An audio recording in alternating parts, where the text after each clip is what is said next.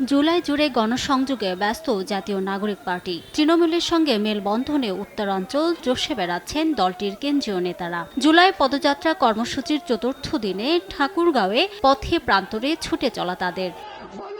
শুক্রবার দুপুরে শহরের বাস স্ট্যান্ড গোলচত্বরে সংক্ষিপ্ত পথসভা করে এনসিপি।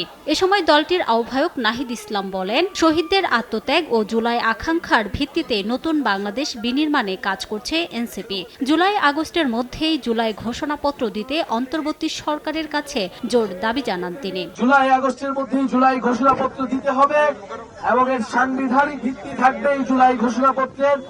যেই কারণে আমাদের দেশের হাজারো মানুষ রক্ত দিয়েছে, জীবন দিয়েছে, আমরা তাদেরকে স্মরণ করতে চাই, তাদের আত্মত্যাগ।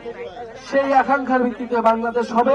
সীমান্তে বাংলাদেশি হত্যা ও ভারতের পুশিন বন্ধে কঠোর হুঁশিয়ারি দেন নাহিদ ইসলাম। বলেন, ভারতের তাবেদারি আর নয়, এখন থেকে বাংলাদেশ পন্থীরাই দেশ চালাবে। ভারতীয় রক্ষী বাহিনী, সীমান্ত রক্ষী বাহিনী বাংলাদেশের নাগরিকদের নির্বিচারে গুলি করে হত্যা করে।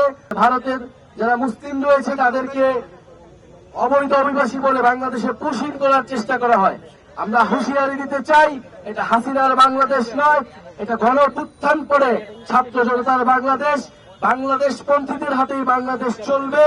ফলে এই সীমান্ত হত্যা যে কোনো মূল্যে আমরা বন্ধ করব। দেশে ফ্যাসিস্ট ব্যবস্থার এখনো বিলোপ হয়নি, তাই নতুন বাংলাদেশ গড়তে বিচার সংস্কার ও নতুন সংবিধানের জন্য লড়াই করার প্রত্যয় ব্যক্ত করেন এনসিপি নেতারা।